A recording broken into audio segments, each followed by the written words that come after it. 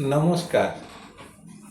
আজকে ভালো থাকুন এই পর্যায়ের আলোচনায় আমি সুখ নিয়ে দু চার কথা বলবো। প্রত্যেকটা মানুষই চায় জীবনে সুখী হতে। আমরা চাই যে আমাদের জীবন খুব সুখের হোক, খুব আনন্দের হোক, খুব মধুর হোক। কিন্তু বাস্তবে সুখ আসে, আমরা সুখী হই, কিন্তু মনে রাখতে হয় যে অনাবিল সুখ বলে কিন্তু কিছু হয় না। কারণ জীবনটা বাস্তব কিন্তু খুব নির্মম, এবং বাস্তবকে আমরা কঠিন এই জন্যই বলে থাকি যে জীবনে যেমন সুখ আছে, আনন্দ আছে, তেমনি দুঃখ কষ্ট এগুলো থাকবেই। জীবন বা সংসারে থাকতে গেলে আর পাঁচজনের ভেতর যেমন কখনো কখনো আমরা সুখের ঠিকানা পাই, তেমনি অনেক সময় বিভিন্ন কারণে আমাদের মন বিক্ষিপ্ত হয়, রাগ আসে, দুঃখ আসে, অভিমান হয়।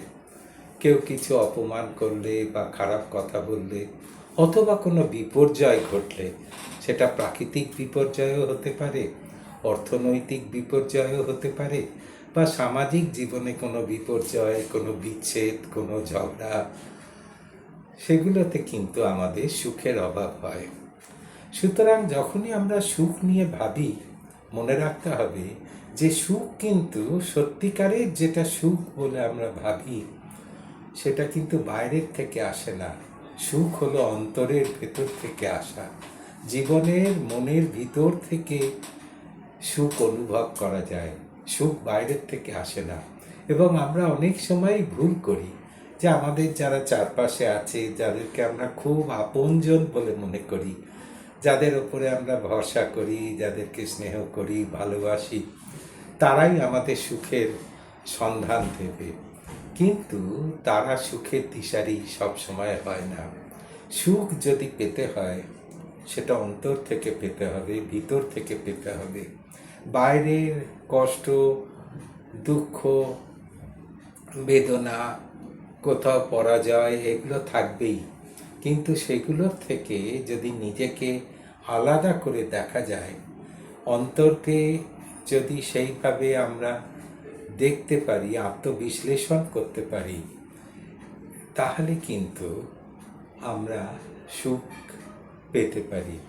বাইরের দুঃখ কষ্ট এগুলো থাকবেই, কিন্তু তার থেকে আমাদের নিজেকে যদি আমরা আলাদা করে দেখি, আমরা যদি নিজের অন্তরকে অনুভব করি, তাহলে কিন্তু আমরা সুখী হবার ঠিকানা খুঁজে পাব।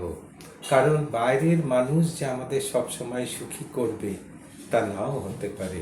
সুখ এমনই একটা অনুভূতি, এমনই একটা জিনিস যেটা নিজের থেকে তৈরি করতে হয়, নিজের থেকে উপভোগ করতে হয়।